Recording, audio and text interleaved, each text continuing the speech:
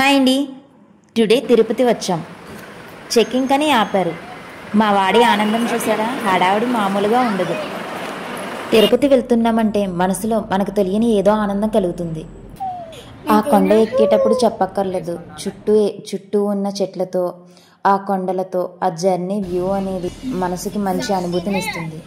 మేము కొండపైకి వెళ్ళిన తర్వాత అక్కడ తలనీలాలు ఇచ్చేసి మళ్ళీ కిందకి వచ్చి ఆ గోవిందరాజస్వామి దర్శనం చేసుకుందామని గుడికి వెళ్ళామండి. తర్వాత అలివేలు మంగాపురం అమ్మవారి దర్శనం చేసుకుని తర్వాత మేము శ్రీవారి మెట్లు ఎక్కుదామని 4 o'clock అయిందండి. అప్పుడు వెళ్తుంటే మాకు ఒక షాకింగ్ న్యూస్ చెప్పారు.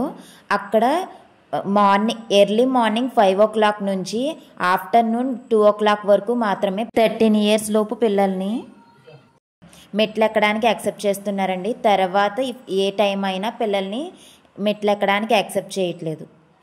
మీకు 13 సంవత్సరాల లోపు పిల్లలు ఉండి అలిపిరి శ్రీవారి మెట్లు ఎక్కుదామని మొక్కుకొని ఉంటే ఆఫ్టర్నూన్ 2 o'clock లోపే మెట్టులు ఎక్కడానికి వెళ్ళండి. ఫస్ట్ డే తిరుపతిలో బ్రహ్మోత్సవాల హడావిడి స్టార్ట్ అయిపోయిందండి.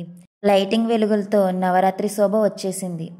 ఆ లైటింగ్ చూడడానికి మేము చాలా దూరం నడుస్తూనే వెళ్ళామండి.